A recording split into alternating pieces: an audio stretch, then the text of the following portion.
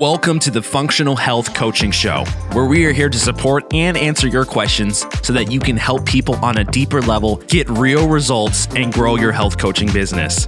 Do you have questions you want to ask live on the show? You can call in every Friday at 2 o'clock p.m. Eastern Standard Time to 1-347-637-1378.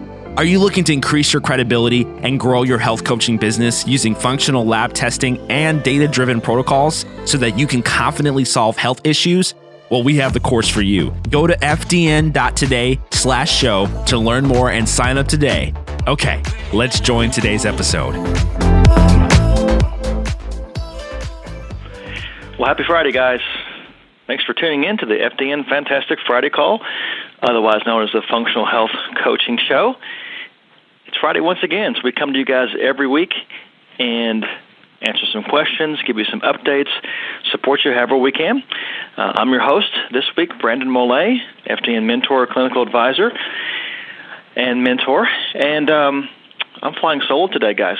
So just you and me, or a few, well, we have several live listeners because this is a live phone call, but we do record it and archive it for later on for information as a whole other source of information for you guys, like a knowledge base. You guys can tune in. So it is July 17th, 2020. Hope the summer's going good. I guess summer in the northern hemisphere. And again, this is a live call, so you guys want to call in and ask a question, say hello, make a comment. Love to hear from you. Number to do that is 347-637-1378. Again, 347-637-1378. Hit 1 on your keypad. I'll call out your area code, get your name, and you're welcome to make a comment or announcement, ask a question or two, and do the best I can to help you guys. All right. Well, again, flying solo today here with you, so it would be great to have some company. So if you guys are jumping on here today and you want to say hello or even add to the question, right? So without Ryan, I don't have second brain here. So if you guys want to add to the answer and maybe bring some of your experience or training or knowledge into it to help a fellow colleague, then please do that.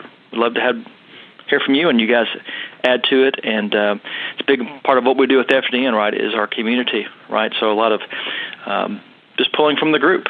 We're all doing this work, experiencing, learning different things, different training, different disciplines, different backgrounds. And we always want to bring that all to bear to help each other out.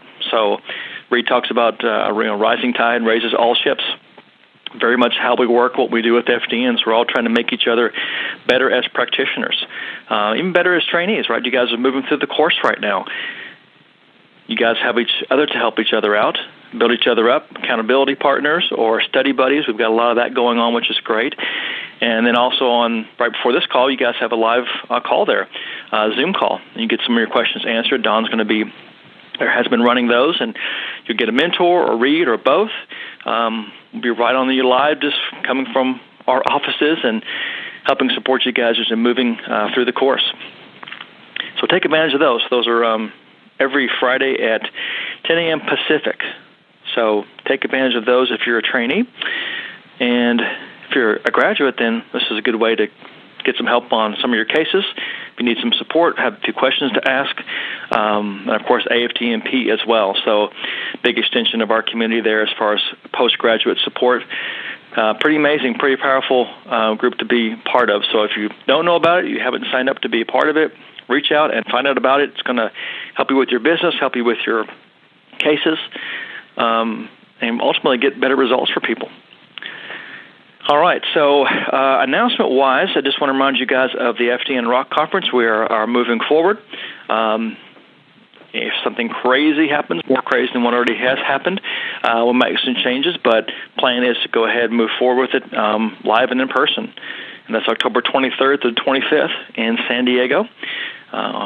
Tremendous time, lots of learning to go on, lots of people to connect with, and it's the biggest gathering of FDN practitioners ever throughout the year. We have some different events that we tend to attend or Reed speaks at or conferences, but nothing gets anywhere close to the FDN conference. So you guys make plans to go. FDNconference.com is the website. I think it's the Functional Health Conference, I think, technically for kind of more of a universal understanding of that. But it's an awesome time. We're going to be there enjoying ourselves, having a good time. That's one part of what you get with Reed and FDN is we're going to have a good time and at the same time learn.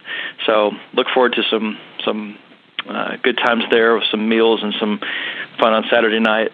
And I hope you guys can attend. And it's a good investment into your business, into what you're doing. So again, October 23rd to the 25th this year, FDN Conference. Okay, all right. So another thing we always do on our show, and we're so happy that we get to do this because not every course has graduates every single week. So we get to congratulate folks on air. I get to congratulate them during at the end of the verbal final, the last step there of certification. Reed gets to do that to you personally also with a postgraduate interview. So you get lots of congratulations, but we like to do it here on air as well. And that way it's recorded forever. And we're super proud of you guys. That's one reason why we do that. This is not a weekend course. This is not a 2-week course either. This is a month-long course. Some people it takes over a year to get through the course at times, depending on different things that go on. So a lot can happen in a year, in life, in career, in business, all sorts of things. So to make it through the course is more than just the learning and regurgitation of information and the application. You've also gone through something personal. You've pushed through some things that want to slow you down through making it through the course. So when we say congratulations, there's a lot behind that word. So we have 4 graduates this week that I want to say good job to. It looks like we're staying in the U.S. when it comes to this week, but we have 4 ladies here we want to say congratulations to. So first one is Michelle Herman from San Diego, so FDN origins there. Also Lisa Cronin from Oregon. And then hopping to the Midwest here, I've got Ashley Hott, and she's from Milwaukee, Wisconsin. And then over on the East Coast, got Gina DiOrio in New Jersey. So ladies, congratulations. Great job.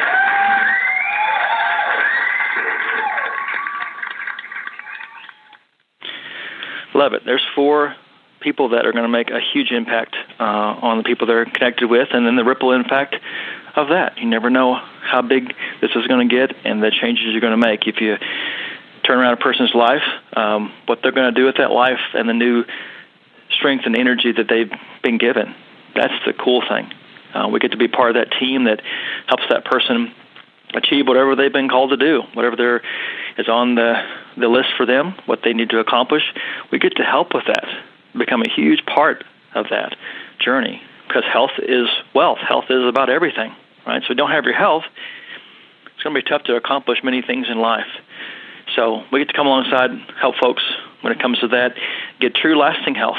That's the thing. We want to build health from the inside out, not just on the outside, but inside in a true in-depth way, and teach and educate that person how to continue that. It's not like we love chiropractic, right? So, once you stop getting chiropractic adjustments, generally within a few weeks or a month, some of the effects and benefits of that are going to start to go away, right? Something you have to continue to do. So working with an FDN practitioner doesn't mean that you shouldn't come back every few years and run some labs, but we want to teach our clients their own body, empower them to understand what their body needs, teach them the dress protocol, right? How they need to eat, what they need to do to optimize their sleep, their rest, exercise, how to move their body properly, what sort of movements they need to do. Stress reduction. It's a big category there. It covers a whole lot of different things. And then, of course, supplementation, so DRESS. They know what they need for the body so they can carry that on. So if they're getting a degree in their own health, so they can apply that knowledge forever to their family and reap those benefits for years and years and years to come. So we do help on the immediate, on the course correction and the corrective care and making sure that function is restored as much as we can. But then the benefits don't end at that point. When you work with an FDN practitioner, after 3 or 6 months or 12 months, however long you work with a practitioner, depending on what kind of program you have going there, you're going to have to continue to reap the benefits of that because you know what to do to make your body healthy and strong. And if something goes awry, well, hey, just run some more labs, right? It's kind of easy to get back on course. So we've always got that we can go back to. All right. well, hey, if you can't tell, we love what we do. We love FDN, this system, and I love what I get to do, work with people day in and day out and train you guys. Very fulfilling life and very thankful. So like these calls on Friday, you kind of get to look back at the week and the calls that you've done, the impact that you've gotten to make. And part of it's just showing up and being there for people sometimes. It doesn't always have to be all about the nuts and bolts of their health program. It could be that, they're going through something or something's challenging, or just because the body's connected with the mind, that sometimes when you're addressing things with the body says, hey, let's address some mind things as well. So sometimes you have those things to work through, but their body's to that point, strength-wise and vitality-wise, that they actually can start to address it and deal with that. So a whole lot comes from working with an FDN practitioner. Again, never know what's going to happen, where it's going to go, what's going to come out or unfold during a session, and the kind of results a person is going to see. And I think it's the key to having regular contact with your clients, right? So isn't, hey, here's your protocol, talk to you in 6 months. It's coaching, it's education. You can't educate, tell them all they need to know about themselves or just in general in a couple hours. It takes some time for behavioral change and to educate a person. So your program is much more than just a protocol, right? There's a lot of people that can run labs and put together a protocol, but what we offer is way more than that. And that's what you get to learn in the FDN course, process to do that. And then once you've graduated, it's not just on you. You've got all these other graduates here and amazing professionals that get to help and support you, including us with this call, for example, every Friday. All right. Well, hey, guys, thanks for tuning in. I see several of you guys there on the line, so thanks for listening live, spending part of your Friday with me. Number to call in if you do want to make a comment, ask a question, 347-637-1378. You're listening to the Functional Health Coaching Show. I guess we could say sponsored by FDN, Functional Diagnostic Nutrition. All right, well, I've got some questions we can get into here today. If nobody has a hand raised, hit 1 on your keypad if you do want to ask a question. I'll call out you again, your area code. I'll get your name, and we'll talk for a little bit, see what we can do to help you out. All right, so we'll start with question number 1. This one, a few of these come off the FDN trainee page, so you guys we have a Facebook page. All trainees are part of while they're taking the course, where you hear about announcements. You get a lot of support directly from us as mentors and Dawn as course supervisor, watching out for you, helping you move through the course, holding your hand through things. And you also can connect with each other that way. So cool thing there are some positive things about social media and technology, and that's one of those. And so I try to pull some questions off of there for these calls, because these are really relevant to people moving through the course and even later on as a graduate. Okay, so this person's asking, so I'm doing my MRT test, and it says all the items on the ordered MRT profile will be tested, but the eating plan Oxford provides will account for other types of adverse food reactions. What eating plan are they talking about? Also, I've been gluten and dairy-free for 10-plus years, never tested for any food sensitivities. I just listen to my body and know these cause me major issues. Will this affect my MRT? So several super good questions here. I like this. I'm a big fan of food sensitivity testing. I'm most familiar with the MRT from Oxford. Still a test that just blows me away every time I do it. I think I reviewed about 8 of those this week with personal clients, and it's been tremendous, the changes that you start to see within a few days on that test. So it's very much, and always has been, a foundation of FDN. It's one of the base tests that we run to help fine-tune that diet, give a person that perfect diet, and it's a huge part of the whole process of healing the digestive system, which we know is super, super important. So it's always been part and parcel. MRT has been with us, I think, since the very beginning. I know I took it 10 years ago when I took the course, so I did mine then. I've done one since then. So MRT is a big part of that. So MRT itself, what they create, you not only get the results back, and you get the foods, 170 foods right now they test for, you get the list back of foods that are okay and ones that aren't so okay, the ones your body is not too crazy about. So from that, they will do an automated eating plan for you if you want to use that with your clients. Typically, with FDN, we just tell people to eat the green foods and pull out the reds and the yellows. Basically, some nuances to that, but it's the basic thing that we do. And most of the time, that's all that you need. That's a great way to combine that with metabolic typing, learning about macronutrient ratios, plus other things people know that just maybe might bother them digestively that the MRT wouldn't pick up on. You mix all those things together, and out comes the ideal diet for a person. The perfect diet is going to run their body the best.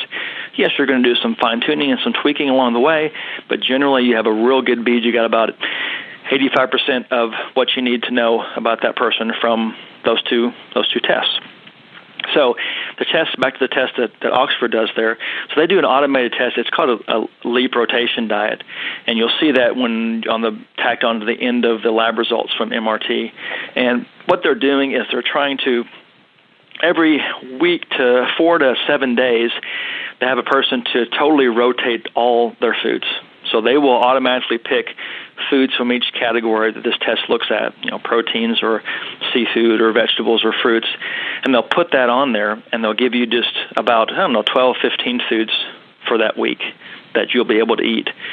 And then the next week they're going to rotate, and they're going to be totally different foods, all ones that are green on your list, but something totally different. And then next week it's going to be something else totally different.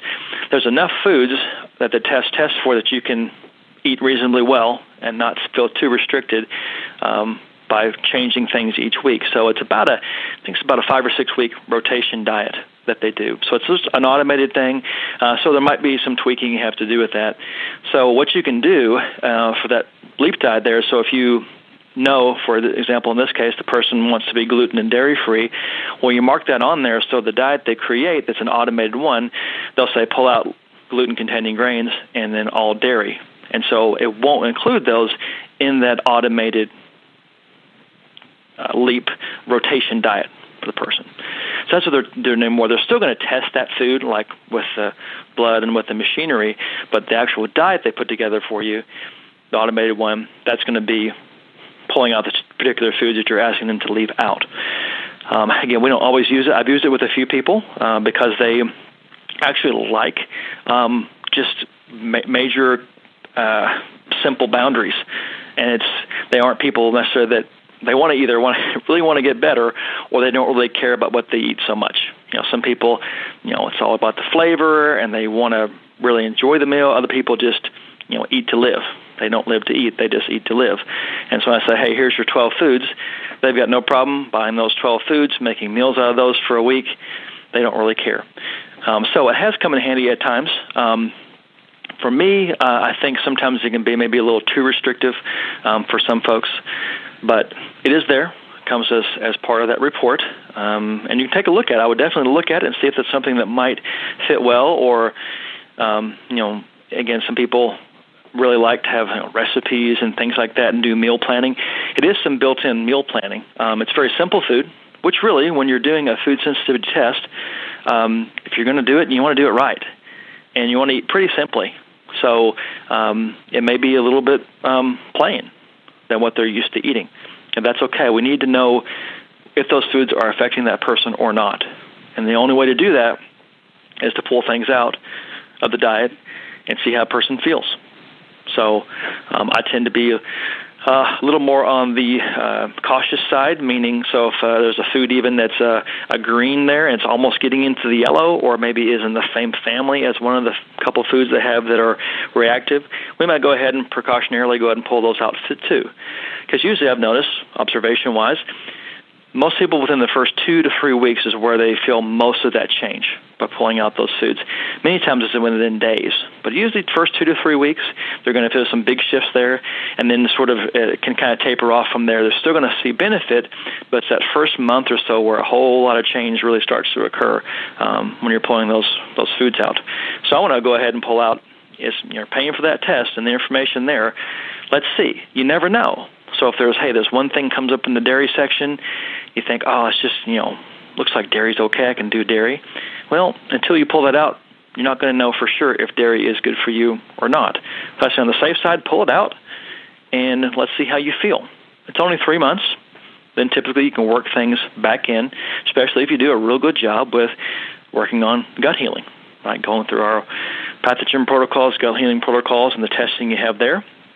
So the better job you do with everything else with FDN, the more quickly and increased likelihood that person can reintroduce all those foods that were previously inflammatory.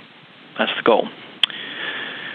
Yeah, so check that out. You guys look at your reports there. You'll see that LEAP diet there, rotation diet. That's what they're talking about there. So utilize that if you feel like that.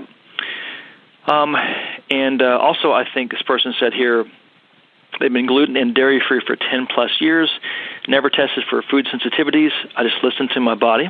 Good job. You need to do that.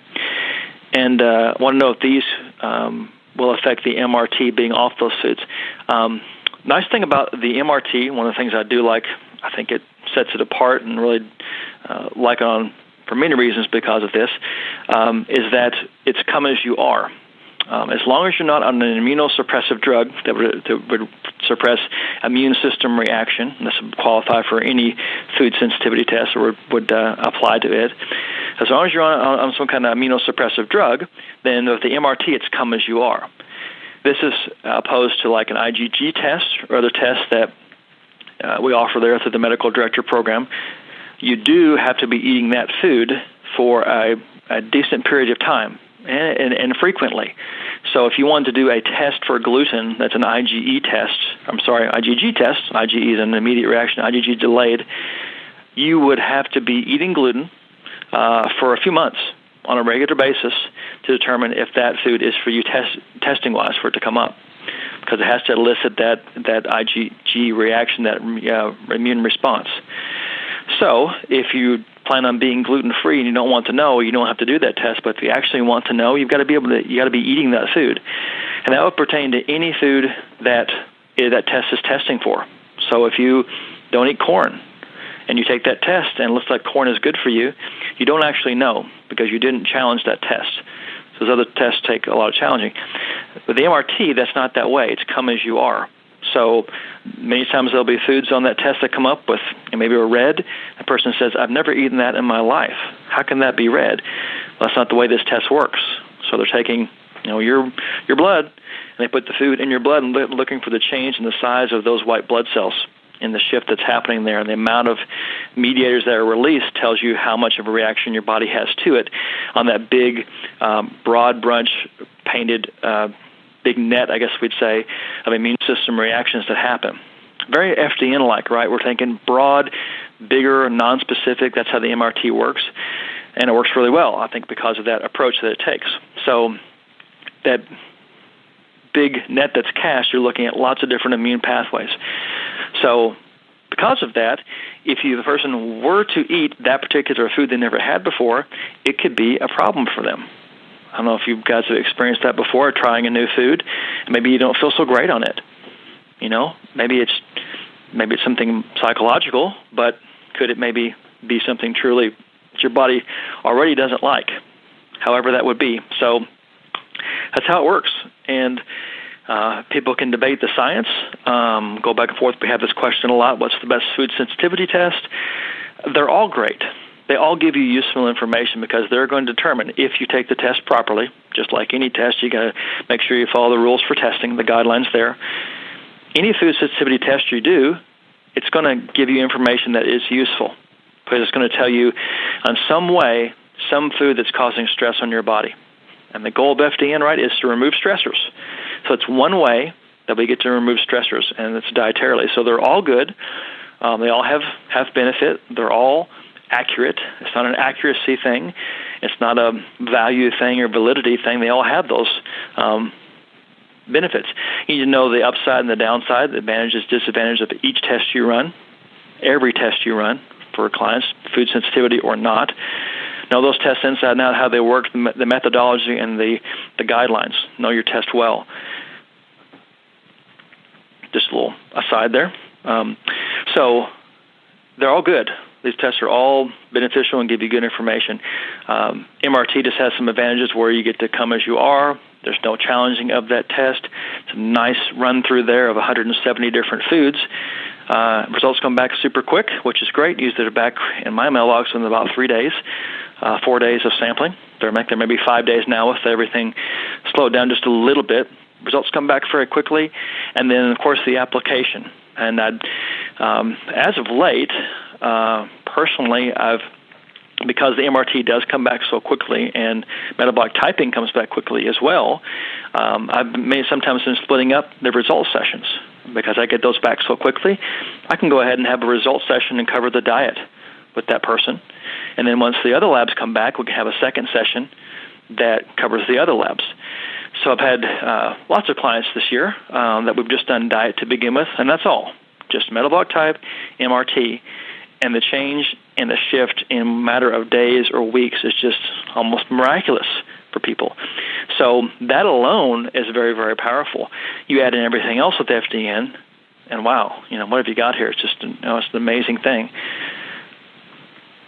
So MRT alone is super powerful. So I've seen great results for 10 years using that lab.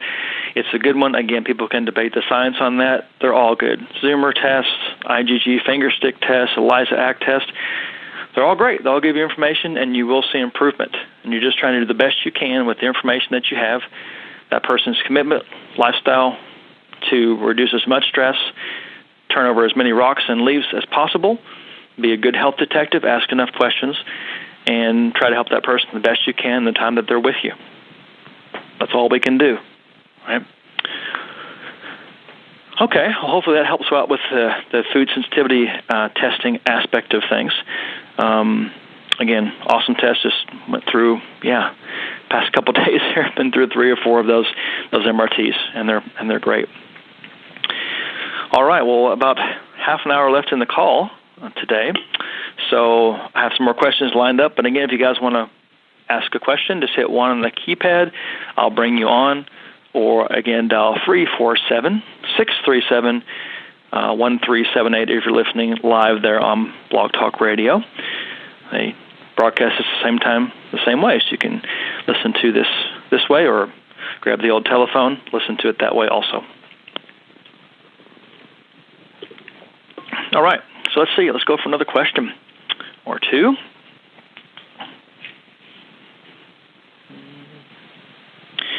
All right, let's grab this one here. It's another good trainee question. I'm studying for my practical 1. I'm looking for the information regarding ideal scores in regard to clients' metabolic chaos scorecard. Being that these are all individual points per client, how do you come up with ideal scores? I would just think less is better. Where can I go to uncover this? Thank you. All right, so yes, your hunch is right, that less is better. So the Metabolic Chaos Scorecard is essentially a symptom questionnaire. So we ask a person about a lot of different symptoms on that, and that person is going to rate them from 0 to 5. So 0, not present, 5 being, very severe. So it's an objective test, or a subjective test, not objective, subjective. That person, that's okay, because this person is going to answer these questions again later on in order to gauge progress. So this is partially getting a good feel for that person is feeling, how they're presenting, coming to you, and it's a good way also to gauge progress. So if you want to have them fill that out again in a couple months, or in a month from now, or 3 months, if they think they're not making progress, just go back and have them fill that out, and they'll be amazed that, oh, wow, actually, I was started out at 350 points. Now I'm at 150 points. Oh, yeah, I guess I have improved. It's also a good way for you to monitor if there's any categories that maybe are going up with points, or some shifts that are going on. So just another way to monitor. But because it is symptom points, and one of our goals, or a byproduct, I should say this, our goal is not to turn off symptoms where a person doesn't feel anything negative. It's a byproduct of the work that we're doing, right? Because you can get really good, even with natural supplements, figuring out how to turn off a lot of symptoms, which is better. That's intelligent allopathy. We do some of that, yes. But as soon as those supplements are gone, person's right back to where they were. So we really didn't build any health. We just got really good at turning off symptoms. So a decrease in symptoms is a byproduct of the work that we do. It just comes along with it. That's why we say we don't focus on symptoms, right? Because if you focus on symptoms, then you're going to be thinking about relief care, intelligent allopathy, what can I do to help this person here? instead of, okay, what are the root causes here? Because we know everybody's body chemistry is different. So a person with H. pylori and Giardia, some food sensitivities, and a liver that's not detoxifying well, if you could conceivably do this, take two people with the exact same test results, probably could find people pretty close to that, all the tests that we've ran, and you looked at a person, how they're both presenting, their symptom list or their ailments, they're very likely to be different. There might be some overlap, sure, but they're going to be very, very different because body chemistry is different. So you take the same stressors on each person, and they're going to have different manifestations or presentations of symptoms based on their own unique body chemistry, their genetic predisposition, a lot of factors there. So that's why chasing symptoms only is exercise in futility. That's a tough one, We can help people out, make them feel better, but ultimately it's the underlying, deep down, as much as you can find those root causes to their health complaints that's causing that malfunction in the body. Once function is improved, then symptoms naturally go away. Takes the pressure off of us, right? So we don't have to be an expert in every pathway, in every thing out there that could help with symptoms. We just need to be really good at the basics and the basic chemistry in the body and the systems, and using FDN to ferret those things out.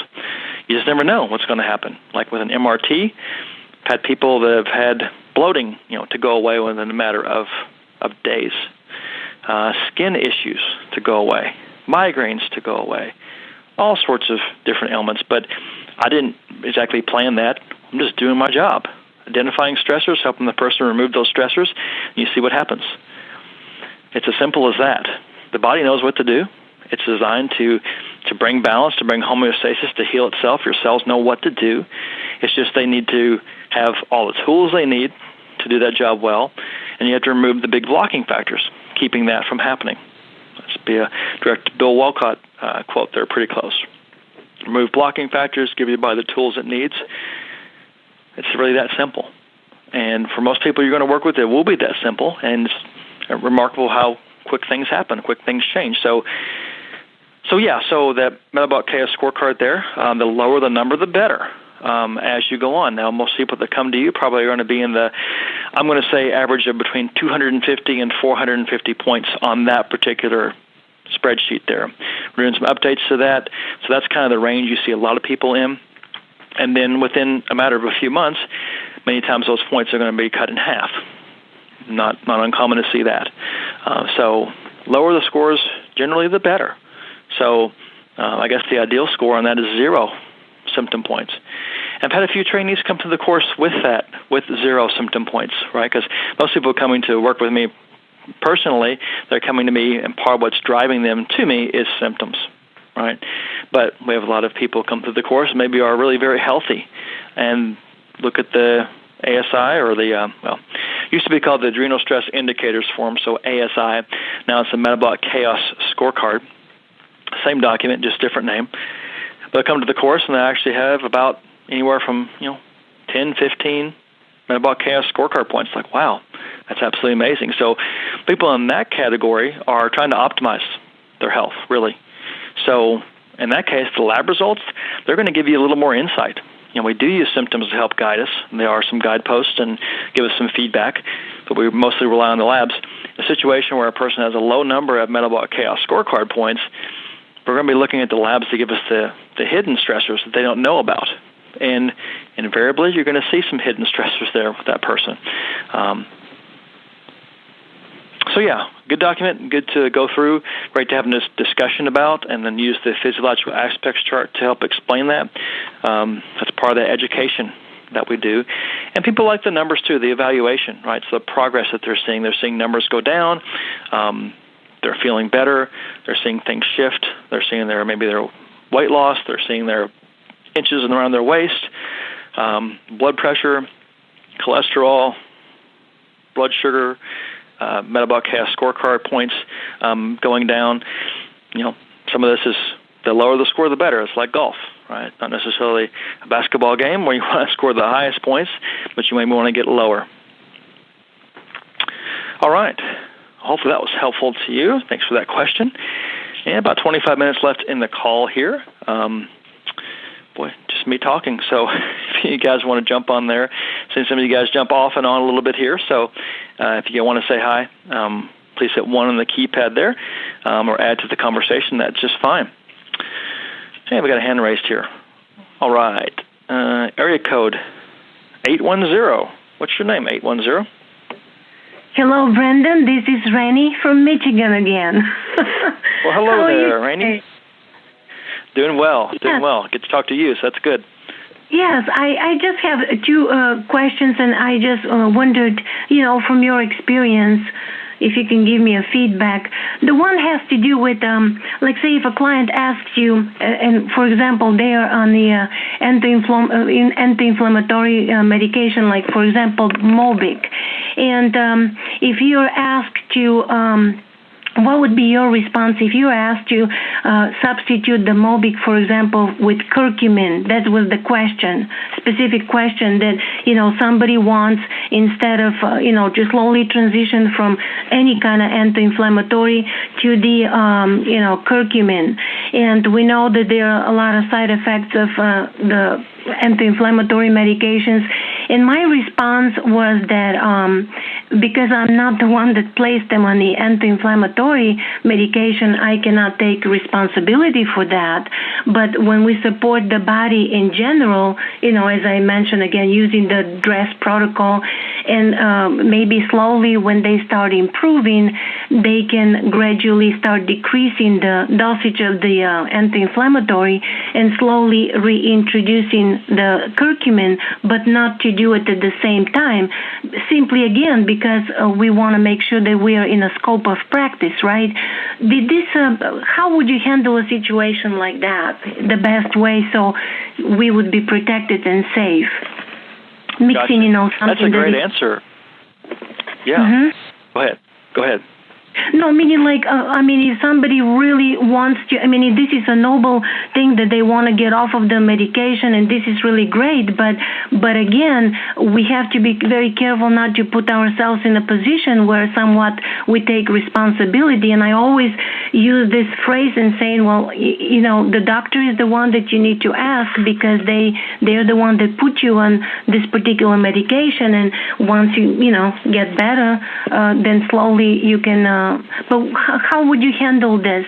What would you do if they really wanted to be on the curcumin? I would not advise them to be on both things together because curcumin could have also like blood thinning effects, and so that's what I was a little bit not so sure.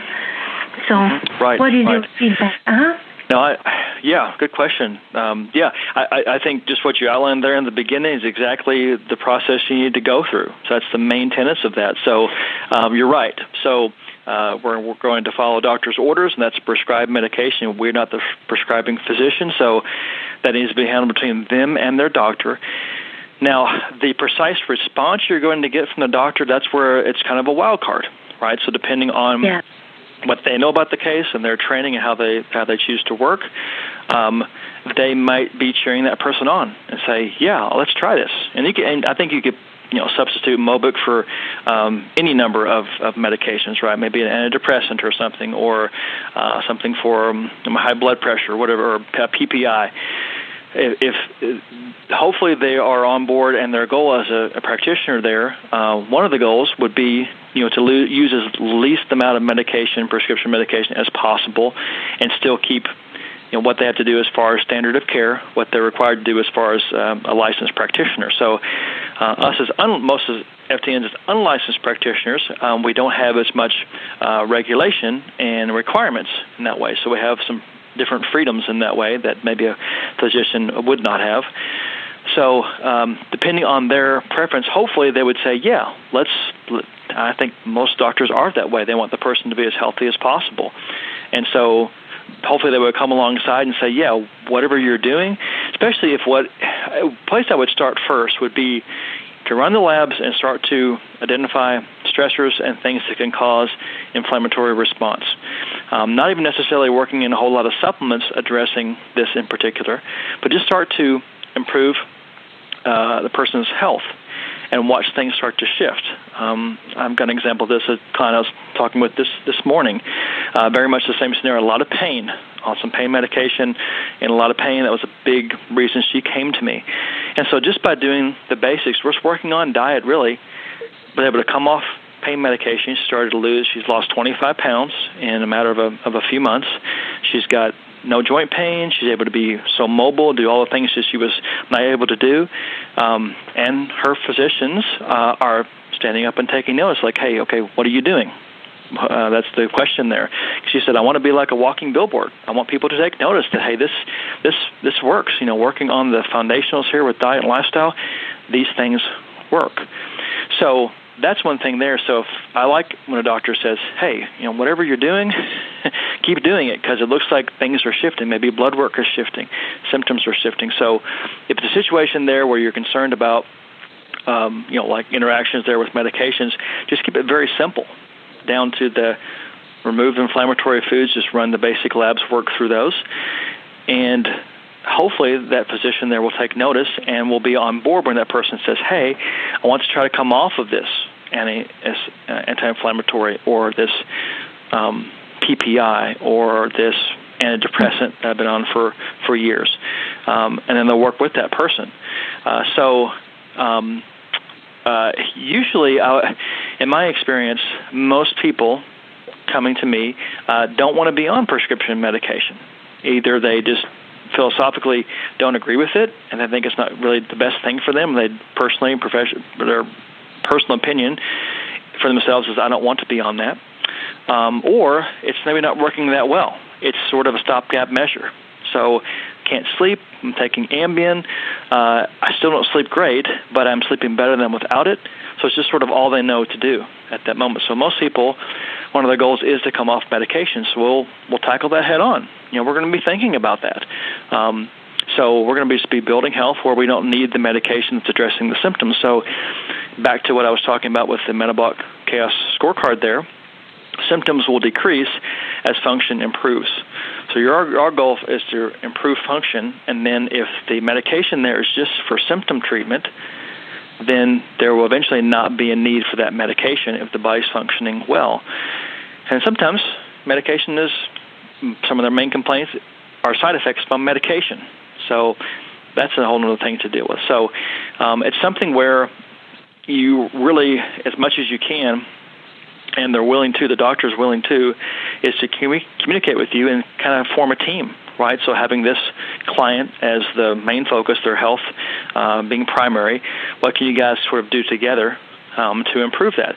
Now, the person on their own accord, they, of course, can stop doing anything they want to, right? There's no law, I guess, that I know against that. They could stop taking their medication or wean off. Ideally, it's with they do it under doctor's supervision, but some clients are going to go rogue on you, and they're going to do what they want to do with their own bodies, just with anything else as a right that we should have. So I guess my summary of what I'm trying to say is that it's a conversation you want to have. You want to follow the doctor's orders, and you want to see the best you can do to have just a good working relationship by pulling in the same direction, because I've seen it happen many, many times. I'm overjoyed when a person doesn't need a prescription medication anymore, and I think most physicians feel the same way. Maybe that was too vague in general. Was that helpful, Rainey? Actually, it was very helpful. I really appreciate it. And so in this case, then, you will not, if they specifically ask about the curcumin simultaneously with Mobic, then being on the cautious side, right? I mean, you would not advise them. I would look out there and see. I know there's some websites about drug interaction. We did have the Natural Standards database. There's some databases out there you can look at, see if there's some known contraindications on some of these medications together, or supplements and medications. I think you need to be on the safe side there. Obviously, don't take supplements and medication at the same time. Separate those things out there. I haven't had a lot of problem with interactions like that. Just being cautious throughout the years, so the body seems to kind of come alongside there and do what we want it to do. But I'll do a little research, see what you can find. If there's some red flags, and you can go some different directions there. Other things we can do besides curcumin. Yes, I really appreciate this answer. And if there is not another hand raised, I wanted to ask another brief question. This is something different, You're though. Fine. Yes, go ahead. Okay, well, this other one has to do with the EMRs, the electromagnetic radiation, and I just wanted to know, I'm exploring more and more, and I heard about something that you can actually, to prevent, extra radiation, especially, to improve the sleep at night, that you can get a timer and you can actually turn off at certain time even the Wi-Fi, or you put it around the router, or how does that work? I mean, do you recommend anything like this to the clients, and what do you, as far as talking about environmental, protection from the different things in the house? Oh, yeah, good question. Kind of a big question there on some things. So things I do automatically for clients recommend to do is to turn off the Wi-Fi routers, all of that, at least during bedtime. Right before bed, turn things off, turn them back on in the morning. That's maybe not... ideally, I guess we have no Wi-Fi, but if you live anywhere, in most of the world right now, you're going to have cell towers, you're going to have some kind of Wi-Fi, or your neighbor's Wi-Fi hit and use, but at least you can reduce some of that stress there. So turn it off when you're not using it. At nighttime is good. Kick it back on during the day. I always recommend that. And like things like cell phones, a lot of people sleep with a cell phone right next to them. Or alarm clock or something electronic. I suggest, putting those electronics at least on the other side of the room. Maybe we can do more than that, but I say at least take that cell phone, put it as far away from you as you can. You're going to be at least 6-10 feet away, hopefully, if it's a big enough room. Put it as far away as you can. There's lots of devices out there, EMF type of shields, lots of things you can buy. Some of them a little out there, some a little more scientific, but I think a lot of them have some validity to them. I know some people will do like it's called a Faraday cage, or a drape over their bed, or grounding mats, or necklaces and pendants, those type of things. I've tried a lot of those different things. I can feel a difference. I don't think it's just all in my head. Like my body, I can feel a difference using those things. Other people say they can't. Probably just on the safe side, use as much of that as they need. Depends on the person too. Some people are hypersensitive to EMFs or anything on, or dirty electricity, things like that. I know some people I've heard that have to turn off all the power to their house when they go to sleep. Oh. Otherwise, they can't sleep. So there's a timer for that. So that's the mains coming into the house get turned off, and that's what they need for sleep. So I think that would be maybe an extreme case. I think it may be more common than we think. But just in general, it's just another stressor that you want to try to remove or find a good solution for, ultimately.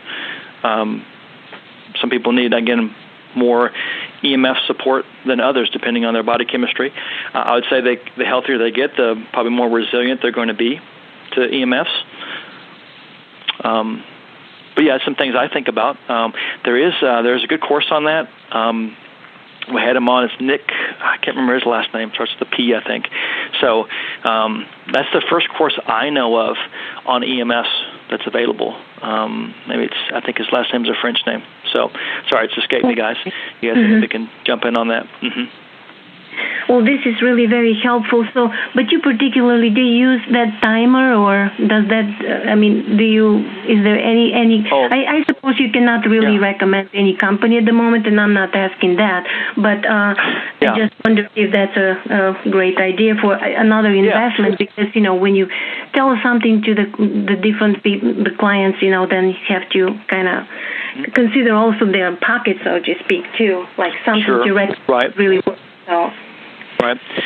A timer would probably be convenient. You can probably pick up one maybe at a hardware store. It's nothing really special. It's just to turn off electricity to a device. I think the challenge you run into with like a smart device, smart light bulb, or something that's voice controlled like that, it still takes the internet to do that. So I guess you could say turn them off, but then you have to turn off the Wi-Fi right after that. So I guess you could do that. For us personally, I just have a little switch that is like a nice little button that is by all our Wi-Fi stuff, and I just click the button in the morning when I wake up, and I click it at night before I go to bed, and just turn off all that equipment. And just as simple as that, it's maybe $15 on Amazon. It's got a 4 or 5 foot cord to it, and has a big weighted white button that I just push and click and turn things on. Yeah, that's so, great. That's what I was wondering. Yes. Thank you so much for your answer. I really appreciate it. Thank you so much, Brandon. Keep up the good work. Good to hear from you. Thank you so much, and you have a great weekend. And saying hi to everyone else listening out there. So, indeed. Thank you. Indeed. Awesome. Thanks, Rennie. Good questions there. Good practical questions, right? So the real things we want to be thinking about on a day-to-day, and those are a couple of very, very common scenarios, right? We're going to come up against those things pretty often. Yes, it is much easier if a client comes to you and they are not on any prescriptions at all, or maybe even not on any supplements. That's like, okay, blank slate, somewhat easier to work with, but doesn't mean we can't if they are on some things. Do our job. We'll reduce stressors, build health in the body, and we'll see what comes from that. I'd say as far as coming off medications, I think a lot of people, can do that. It's very possible. It may not be in the first 3 months, but it's very possible. It's maybe one of our goals there. But you do the best you can, and also what's safe for that person too, right? So sometimes there's some medications that are needed. We are not, I'll say this emphatically, we are not anti-doctor, Western medicine with FDN. We just want to find that balance between that use is there and the technology and things we have compared to what we can do, and then we know what the body can do on its own. If given the tools and remove the blocking factors, it's pretty amazing what can happen, what can change. I've had clients come off of antidepressant medication they've been on for decades. You think, well, it's almost impossible. It can be true. It can be something that can happen. I've seen it several different times. Is that the right thing for everybody? Does everybody need to come off their blood pressure medication necessarily, or they've had a massive heart attack or something like that? There may be some things their body's going to need. In that case, maybe if they have to be on a statin drug for some reason, well, some CoQ10 might be a nice complement to that, right? Because we know CoQ10 is depleted or not produced by the liver when you're on a statin drug. So if you can look up the particular medication the person's on, and if they have to stay on it, see what nutrients tend to be depleted on that medication, and try to support the body specifically with some nutrition or some supplementation, help balance that out. Many of the side effects we have from prescription medication is because of nutrient depletion. That's part of why a person feels a symptom. So that's why some people have a side effect from a medication and some don't. So some people's B12 stores in their diet may be great. Other people's may be depleted coming into it, and then you add in a medication that depletes B12, then they're really low, and they're feeling these symptoms of low B12 or low B vitamins. Well, it's the medication, but it's really just a nutrient deficiency. So again, coming back to some foundational things, work on the nutrient deficiency if that medication has to be there. Not every scenario is going to be perfect. So I don't feel like it's our job to make that person 100% off of every medication and not having one symptom or problem, and they sleep great and they have great energy all the time and great libido and they think great and they're happy all the time. There's never any kind of stress or discomfort in their life. We can't promise that, and nobody's really going to experience that in this world, just the world we live in, right? We know that, especially now with a lot of stress and things going on in the world today. But we can do the best we can and teach them and empower them, and we have to do something. So just because we know we can't maybe make it all perfect, the life just amazing, we sure can do a whole lot. And what else are you going to do over the next 3 to 6 months? Just wallow in your misery or get worse? Just make a change. Do something different. Get some different results. It's that simple. And time's ticking. I'll be 41 in October, so I can feel that. It's like, hey, okay, I've got a lot of life behind me. I got a lot of life to live, but there's a lot behind me. So start now. That's one thing I encourage people. Don't start when you're 70. Start now, as soon as you can. Okay, about 5 minutes left in the call. hopefully this call has been helpful to you guys today. And again, thanks for tuning in. So 5 minutes left. Let's see if there's any announcement I missed. We tend to send out emails there to you guys for AFDNP specific announcements and FDN in general, so make sure you're checking your emails for those, checking Facebook, reaching out to you guys that way. All right, another question here. Let's see if I've got one that's quick. Okay, 5 minutes. Let's see if I can handle this one in 5 minutes. All right, this one's cool. I like hearing this. Hey, friends and mentors. I'm starting Module 6, and I have a lot of people who have expressed interest in my services once I'm certified. You're doing the right thing. Whatever you're doing, if you're talking, they're letting people know about it, however you're talking about it, you must be doing well. People are already interested. I'm looking for advice on how to maintain communication with them and also generate new interest starting right now. I've considered starting a Facebook page, but I don't have a business name yet. What are some things that have worked for you? Hashtag forward thinking, hashtag plan ahead, hashtag business tips. So good stuff there. So, all right. So I'm not sure what this person, if they're maybe a personal trainer or something, and they've got maybe personal training clients that would be interested in doing the lab testing and going deeper. Maybe they're in an unrelated field. So I'm not sure exactly what's the scenario here. But I would say whatever you're doing, if you're starting to generate interest already, you're doing something right. And really, as we say, FDN sort of sells itself. The way we work, the logical aspect of what we do, where we're looking for hidden root causes and not addressing symptoms or trying to build health, and address those functional levels, that just resonates with most everybody I've ever talked to. They say, well, that sounds like a great way to work. That's awesome. So however you must be talking about it, you must be resonating with people. It must be understandable. So that's definitely something you have going there for you. I know some trainees have done a Facebook page there and have done some video updates, maybe shared little snippets and aspects of something they're learning in the course that might be pertinent. Now, keep in mind your audience there. So science is cool, and we like some of this stuff, but you've always got to bring it back to what is practical and applicable for that person. That's where the clinical correlation parts comes in. So if you make a video like that and you're talking about cortisol, for example, you're learning about testing cortisol, well, just make sure with that science and the education you balance the practical, how is this going to affect my life, or how can this benefit you if you run this test and work with me.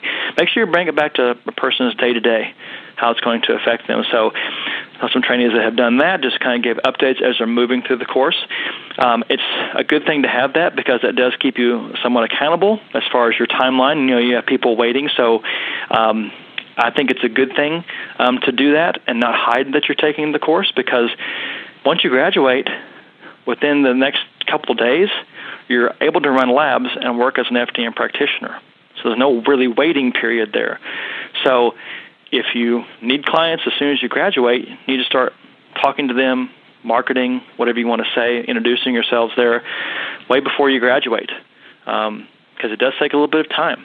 There will be some people that are ready to go. Timing is just right. Everything's aligned and it comes together, and those people come on to work with you immediately. So something like that is good. I definitely would do a page, even if it's just your name. Write your own personal Facebook page. You can connect that to your business page later on if you want to. It's actually good to post things both places, right? Any place that somebody might show up on the feed. Sometimes businesses don't show up on a person's feed very well, but your personal page does. So just put it out there, any way that you can. So I think that's good. I think if you want to be teaching about some of the things you're learning, you could do basically anything you'd normally do to just get out there into the public on the social media side or relatively face-to-face on the virtual side. Check that post. Maybe some people put some other things down in there, some suggestions there. But maybe even, thinking about the business name. You can be working on these things and as you're moving through the course. And it's actually pretty common for all those juices, those creative juices to get flowing while you're working in the course because you're just engrossed in it. And so if thought comes down, write it down. Put some, brainstorm, put some things on a document and start from there. But But that's very good. I was in the same position too. I just talked a lot about it because I couldn't help it. I was so excited about what I was learning, and that's your guys' experience as well. So just let that enthusiasm and the excitement exude. That's a big part of it too. Your passion, your excitement, your enthusiasm, that's infectious. That's maybe the key to the whole thing, right? The science is cool, but what the person's picking up from your energy is probably more important. All right. Well, I think we've got it covered then. So, getting a warning, we have a few seconds left in the call, so we'll say goodbye for today. Guys, thanks for the questions that you've written in there. Rainey, thanks for your awesome questions, and good to hear from you. And our 4 graduates there this week, Michelle, Lisa, Ashley, and Gina. Congratulations, ladies. And again, thanks, guys, for tuning in today, spending an hour with me. We'll do it again next week. So we'll see you then. Guys, have a great weekend.